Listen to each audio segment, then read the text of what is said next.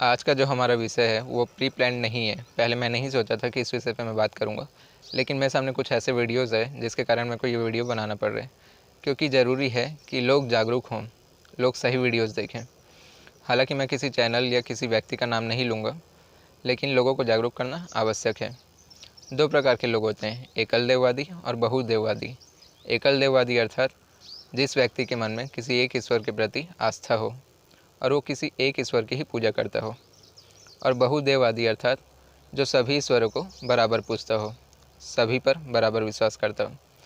लेकिन कुछ असामाजिक तथ्य, मतलब कुछ ऐसे लोग जो पैसों के लिए कुछ भी करने के लिए तैयार होते हैं, वो इस बात का नाजायज़ फ़ायदा उठाते हैं, जो कि सही बात नहीं है। कुछ लोग ऐसे वीडियोज़ बनाते हैं जिसमें वो ये बताते हैं कि ब्रह्मा जी बड़े हैं, कि विष्णु जी बड़े हैं, कि शिव जी बड़े हैं, मतलब त्रिदेवों में तुलना करते हैं। कुछ लोग कर्ण और अर्जुन में तुलना करते हैं, दोनों योद्धाओं में। और कुछ लोग तो यहाँ तक कहते हैं कि साईं बाबा ईश्वर ही नहीं हैं, वो एक फ़कीर थे, वो एक मुसलमान थे। जबकि जो वो बात ये कह रहे हैं, इस बात का उनके पास कोई प्रमाण नहीं है। वो एक ग्रंथ भी नहीं पढ़े, हो सकता है उनको ग्रंथों का नाम भी ना पता हो। और कुछ यूट्यूबर की बात तो अलग है, जो पैसे कमाने के लिए कुछ भी कर सकते हैं। लेकिन कुछ ऐसे लोग जो बड़ी बड़ी संस्थाओं से जुड़ रखे हैं, जो कृष्ण जी का नाम लेते हैं, और कृष्ण जी को मानना गलत नहीं, मैं भी मानता हूँ, मैं भी सभी ईश्वरों को बराबर मानता हूँ, बराबर भक्ति करता हूँ। लेकिन वो ये बोलते हैं कि शिव जी भगवान ही नहीं हैं, शिव जी गुरु हैं, कृष्ण जी परम ईश्वर हैं। सच तो यही है कि सभी ईश्वर एक हैं, ईश्वर के रूप अलग अलग हैं। अगर आप किसी भी पुराण को पढ़ते हो, चाहे वो शिव पुराण हो, चाहे विष्णु पुराण हो, चाहे ब्रह्म पुराण हो, आपको सभी पुराणों को समझने पे यही मिलेगा कि सभी ईश्वर एक हैं और ईश्वर के रूप अलग अलग हैं। लेकिन मेरे को समझ में नहीं आता वो लोग ऐसा क्यों करते हैं, और इसमें गलती आपकी भी है। अगर आपको आपके माता पिता से कुछ मांगना है, अगर आपको अपने माता पिता से कुछ चाहिए, तो आप डायरेक्टली मांगते हैं उनसे जाके। लेकिन जब आपको ईश्वर से कुछ चाहिए, जब आपके जीवन में कोई समस्या है, आप ईश्वर से कुछ बात करना चाहते हो, तो आप डायरेक्टली बात नहीं करते, आप किसी थर्ड पार्टी को ढूंढते हो, मतलब कोई तीसरा इंसान, कोई साधु संत महात्मा ढूंढते हो जो आपकी अर्जी ईश्वर तक पहुंचा दे। सभी ईश्वर की संतान है, अगर वो ईश्वर की संतान है तो आप भी ईश्वर की संतान हो। अगर आपको कुछ चाहिए तो डायरेक्टली आपको ईश्वर से बोलना चाहिए, अपनी मन की बात ईश्वर के सामने रखनी चाहिए। लेकिन आप ऐसा करते नहीं हो, आप दूसरे चैनल में घुस जाते हो, देखने लग जाते हो कौन बड़ा है। क्या फ़र्क पड़ता है कौन बड़ा है? और दूसरी बात, बड़ा किस बेस पे बोला जा रहा है? बड़ा किस बेस पे बोला जा रहा है? उम्र के हिसाब से बड़ा बोल रहे हो, शक्ति के हिसाब से बड़ा बोल रहे हो, महानता के हिसाब से बड़ा बोल रहे हो? अब ब्रह्मा जी सृष्टि रचयिता हैं, वो सृष्टि की रचना करते हैं। विष्णु जी सृष्टि को चलाते हैं, और शिव जी समय आने पर सृष्टि का संहार करते हैं, जो कि ज़रूरी भी है। तो जन्म, संचालन और मृत्यु में कौन बड़ा है? बताओ कौन बड़ा है? नहीं बता सकते, क्योंकि तीनों ही बराबर है। हो सकता है कुछ लोग बोलें कि जन्म बड़ा है, मृत्यु बड़ी नहीं है। वो ऐसा इसलिए बोल रहे हैं क्योंकि उनको जन्म से प्यार है, उनको अपनी देह से प्यार है, वो मरना नहीं चाहते। लेकिन सच तो ये है कि मरना ज़रूरी है, एक ना एक दिन मौत आएगी, मृत्यु सच है ना। और मृत्यु शरीर की होती है, ऐसा भगवत गीता में कहा गया है, ऐसा मैं नहीं बोल रहा। मृत्यु शरीर की होती है, आत्मा की नहीं, जो कि एकदम सच बात है। अगर आपको अपना पिछला जन्म याद नहीं, इसका ये मतलब नहीं कि आपका पिछला जन्म हुआ ही नहीं। आज आप मेरे से मिले, कल आपको ये बात याद नहीं कि आप मेरे से मिले, इसका ये मतलब नहीं कि आप मेरे से मिले ही नहीं। समझ पा रहे हो बात को? और दूसरी और कुछ ऐसे लोग हैं जो ये वीडियोस बनाते हैं कि साईं बाबा ईश्वर ही नहीं है, वो एक फ़कीर थे, एक मुसलमान थे। तो क्या एक फ़कीर होना, एक मुसलमान होना इस बात का प्रमाण है कि वो ईश्वर नहीं है?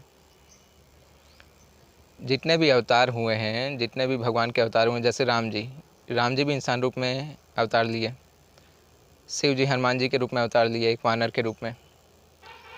तो भगवान अलग अलग रूपों में अवतार लेते हैं। विष्णु जी मत्स्य अवतार लिए, मछली के रूप में अवतार लिए, फिर भी ईश्वर तत्व तो उनमें था ही ना। विष्णु जी कूर्म रूप में भी अवतार लिए, कछुए के रूप में, फिर भी ईश्वर तत्व तो उनमें था ही। तो अगर साईं बाबा, तो अगर ईश्वर फ़कीर के रूप में अवतार लेते हैं, जो कि साईं बाबा थे, जो कि साईं बाबा हैं, तो इस बात से क्या आपत्ति है? क्यों मानने इस बात को मानने में, स्वीकार करने में आपको आपत्ति है, दिक्कत है कि साईं बाबा ईश्वर के अवतार हैं। और ये बात मैं खुद से नहीं बोल रहा। यदि आप साईं चरित्र पढ़ोगे, जैसे रामायण पढ़ते हो, तो उसमें राम जी के बारे में आपको जानने को मिलता है, राम जी के जीवन चरित्र के बारे में आपको जानने को मिलता है। महाभारत पढ़ते हो तो आपको कौरवों और पांडवों के बारे में पता चलता है। ऐसे ही साईं चरित्र पढ़ोगे तो आपको साईं बाबा का चरित्र पता चलेगा। साईं चरित्र में कहा गया है कि जिस भी व्यक्ति में जिस ईश्वर के प्रति आस्था होती थी, उसको साईं बाबा में वही ईश्वर दिखाई देते थे। और साईं बाबा को दत्तात्रेय का अवतार माना जाता है। दत्तात्रेय भगवान, जो कि ब्रह्मा विष्णु महेश जी के अंशावतार थे, उन्हीं का रूप साईं बाबा को माना जाता है। और ये तो रही बात ग्रंथ की, ये तो बात रही साईं चरित्र की। अगर मैं बात करूँ अपनी, मैं भी सभी भगवान को पूछता हूँ। मैं बहुदेववादी हूँ, सभी मंदिर जाता हूँ, और मैं ये पूर्ण निश्चय के साथ निश्चित रूप से बोल सकता हूँ कि साईं बाबा ईश्वर का ही अवतार हैं। इसका मैं एक प्रैक्टिकल एग्जांपल देता हूँ आपको। आपको दर्द कब होता है? जब आपके चोट लगती है। अगर मैं बोलूँ कि चोट लगने से दर्द नहीं होता, जब आपको चोट का पता लगता है तब दर्द होता है, तो नहीं समझे? समझाता हूँ। कई बार ऐसा भी हुआ होगा आपके साथ कि आपके चोट लग रखी है और आपको पता ही नहीं है कि चोट लग रखी है, आपको दर्द ही नहीं हो रहा। क्यों? क्योंकि आपको पता ही नहीं है। जब आपको पता चलता है, जब आपके दिमाग तक ये बात पहुँचती है, हमारा दिमाग ऐसा है जो पूरी बॉडी को कंट्रोल करता है। तो चाहे सुख का एहसास हो, दुख का एहसास हो, दर्द का एहसास हो, खुशी का एहसास हो, वो दिमाग से ही होता है, भले ही आप मानो या ना मानो। तो यदि आपको चोट का पता ही नहीं है तो आपको दर्द भी नहीं होगा। तो वैसे ही अगर आपको ईश्वर को महसूस करना है, ईश्वर की प्राप्ति करनी है, तो आपको भक्ति में लीन तो होना ही होगा, आपको सत्कर्म तो करने ही होंगे, आपको आस्था तो रखनी ही होगी। तो धीरे धीरे आप महसूस कर पाओगे कि ईश्वर होते हैं, और साईं बाबा भी ईश्वर हैं। और त्रिदेवों में तुलना करना या किसी में भी तुलना करना सही बात नहीं है। मैं पूछता हूँ, आपकी दोनों उंगली में से आपको कौन सी प्रिय है, या कौन सी शक्तिशाली है, या कौन सी बड़ी है? आप कैसे बताओगे? जो छोटी उंगली होगी या जो कमज़ोर होगी उसको काट के फेंक दोगे क्या? नहीं ना। यदि आप शिव जी को मानते हो और आपको पता चले कि विष्णु जी बड़े हैं, या विष्णु जी को मानते हो और आपको पता चले शिव जी बड़े हैं, तो क्या आप दूसरे ईश्वर की भक्ति करना छोड़ दोगे? और यदि छोड़ दोगे तो फिर वो आपकी भक्ति कहाँ हुई? वो तो आपका लालच हुआ, जो लालच आपके मन में था कि ये ईश्वर बड़ा है इसलिए मैं इसकी भक्ति कर रहा हूँ। वो तो लालच हुआ ना, भक्ति कहाँ हुई? भक्ति निस्वार्थ होती है, भक्ति में पवित्रता होती है, भक्ति में बड़ा छोटा नहीं देखा जाता है।